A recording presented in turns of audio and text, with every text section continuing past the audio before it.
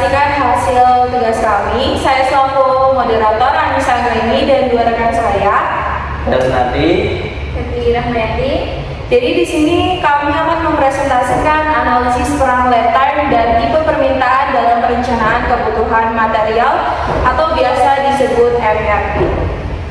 Untuk yang pertama, kita akan membahas pentingnya pengelolaan material. Manajemen material vital dalam perencanaan dan pengendalian bahan baku mempengaruhi kualitas, biaya, efisiensi, dan reputasi bisnis.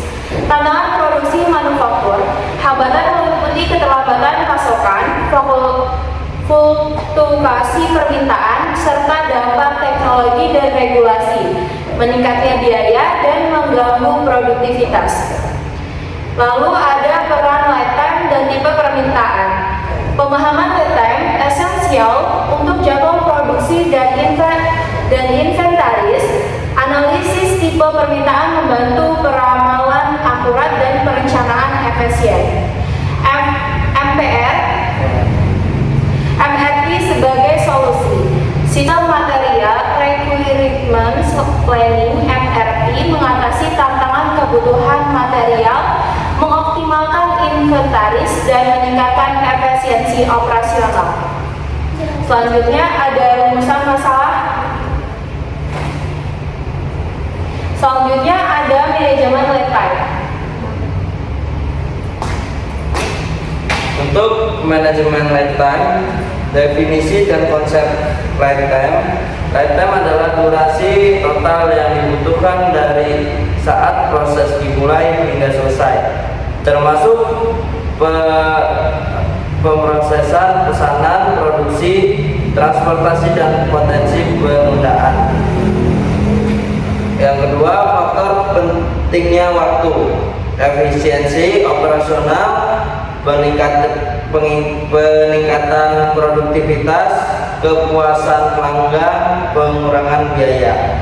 Kemudian sudut pandang dari pelanggan, waktu dari penempatan pesanan hingga produk diterima pelanggan, kunci untuk pengalaman pelanggan yang baik.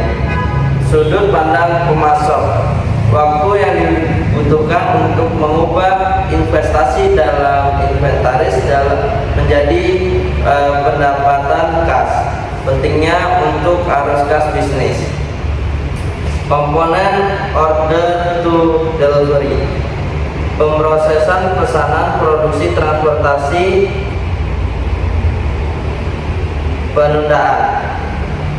Selanjutnya, tipe permintaan atau demand.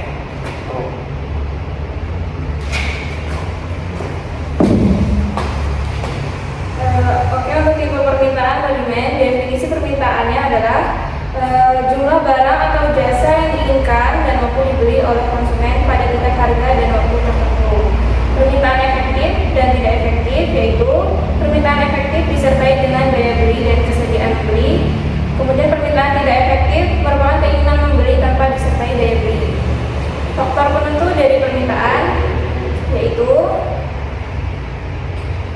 yang pertama harga barang, berbanding terbalik atau hukum permintaan. Kemudian pendapatan mempengaruhi daya beli konsumen, populasi untuk jumlah konsumen potensial di pasar. Kemudian selera konsumen merupakan preferensi dan tren yang berubah. Harga barang dan subsidi, ketersediaan pengganti, dan intensitas kebutuhan merupakan urgensi akan suatu barang.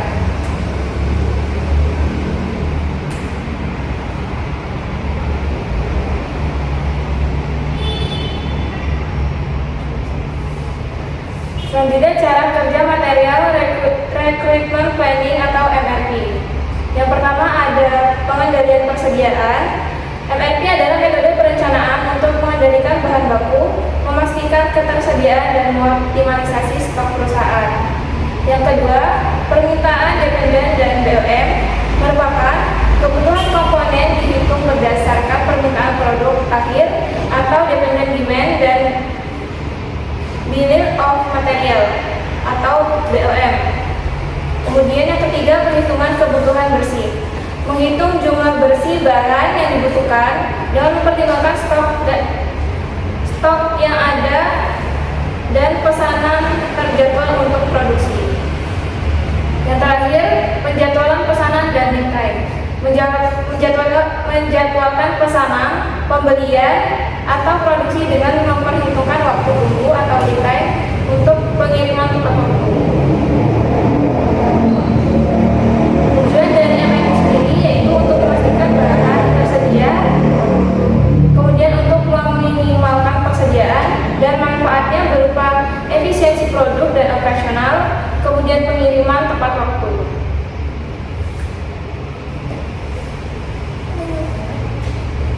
Selanjutnya dijelaskan oleh Nia. Nah, untuk selanjutnya ini ada input dan output sistem MRP. Input MRP yang pertama itu ada jadwal induk produksi, yaitu rencana rinci produksi barang, menentukan jumlah, waktu, dan jenis produk. Yang kedua ada struktur produk BOM, yaitu berisi daftar lengkap semua bahan baku dan komponen yang diperlukan untuk membuat suatu produk akhir. Yang ketiga ada status persediaan yang mengisikan informasi teknik mengenai ketersediaan, lokasi, dan jumlah setiap item persediaan. Untuk selanjutnya ada output MRP. Yang pertama ada planet of the reseller dan receipt, yaitu jadwal pelepasan dan penerimaan pesanan bahan baku atau komponen, memastikan ketersediaan tepat waktu. Yang kedua ada change to acting orders dan expedite reports, yaitu penyesuaian terhadap pesanan yang sudah ada dan laporan anomali atau masalah. Yang ketiga ada inventory status dan BOM exclusion report, yaitu laporan status persediaan saat ini dan daftar bahan baku per level produk. Untuk selanjutnya ada benefit penerapan sistem MRP. Yang pertama itu ada pengurangan tingkat persediaan. MRP membantu menjaga keseimbangan stok, menghindari kelebihan atau kekurangan. Ini mengurangi biaya penyimpanan transportasi, kerusakan, dan obsolesi persediaan secara signifikan. Yang kedua ada efisiensi perencanaan pembelian. MRP mengoptimalkan proses pengadaan bahan baku. Ini memastikan pembelian tepat waktu dan jumlah, mengurangi pemborosan dan pembelian mendesak yang mahal, serta meningkatkan arus kas.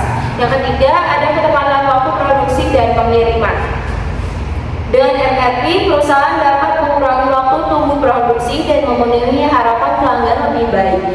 Sistem pelacakan digital juga meningkatkan ketepatan pengiriman produk akhir. Dan yang terakhir ada pengurangan biaya operasional dan produksi. MRP meningkatkan efisiensi waktu produksi dan operasional secara keseluruhan. Ini meminimalkan penundaan, mengoptimalkan alokasi sumber daya, dan secara signifikan mengurangi biaya produksi. Lalu ini ada studi kasus dari PT Sinar Elektronika.